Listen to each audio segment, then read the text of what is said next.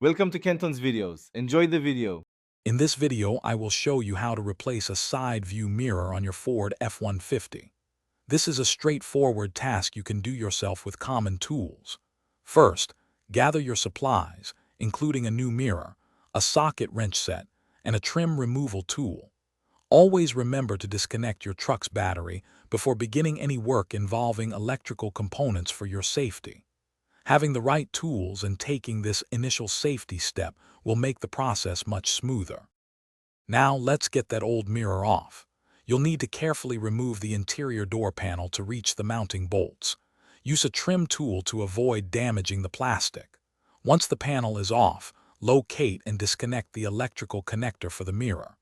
Then, using a socket wrench, remove the three mounting nuts, usually 10 or 11 millimeters, that secure the mirror.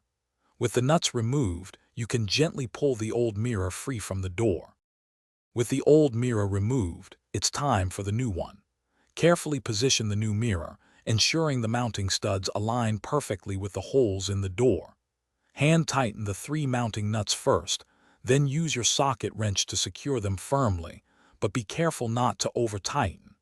Reconnect the electrical wiring harness, making sure it clicks into place. It's a good idea to briefly reconnect the battery and test the mirror's functions before putting everything back together. For the final steps, carefully reattach the interior door panel, making sure all clips and screws are secure. Reconnect your truck's battery.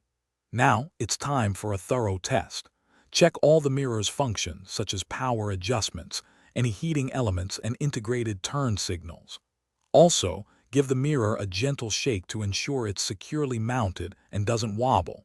You've successfully replaced your Ford F-150 side view mirror.